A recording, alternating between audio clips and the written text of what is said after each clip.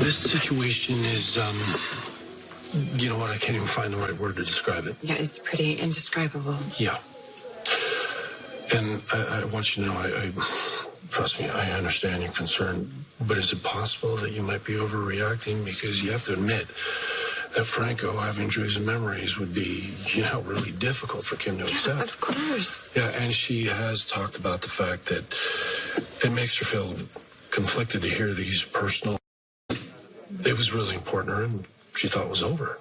Add to that, these personal shared memories coming from a man that Kim barely knows. I mean, it would be really difficult for anybody to wrap their head around. Yes, no, I know, and I completely understand.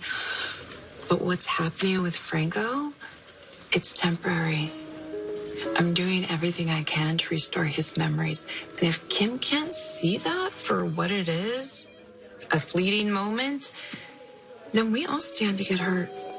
Franco's memories are ghosts of a life that doesn't exist anymore.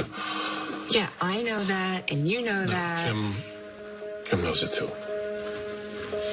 Trust me, we are committed to our life together, and I think things will be a whole lot easier to navigate once we're gone and we're living in Manhattan. Anthony, thank you for texting me. I thought you wanted to be prepared. Where is it?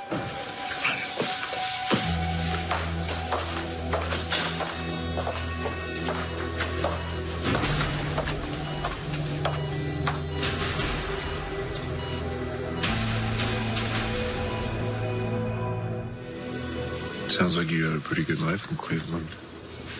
Why would you leave?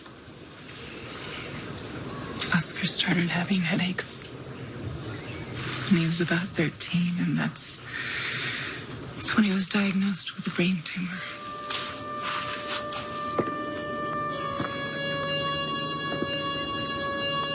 Sorry, Kim. I missed you so much that moment and wished so badly that I had told you about Oscar when I had the chance. God, I wished so many things were different.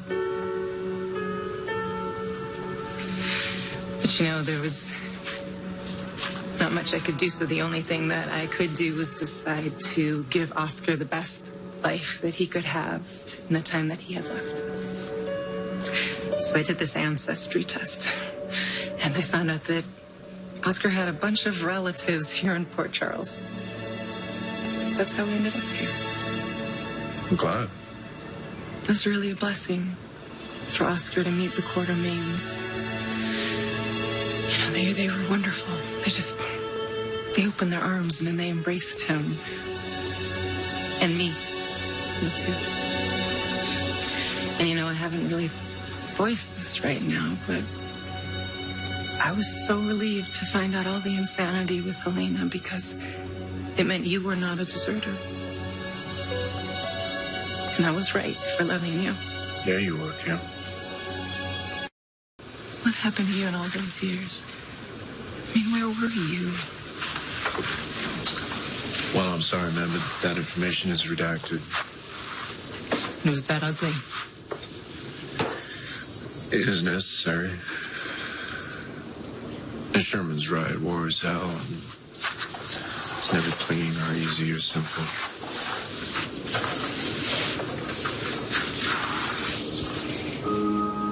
I wrote to you. 2 years.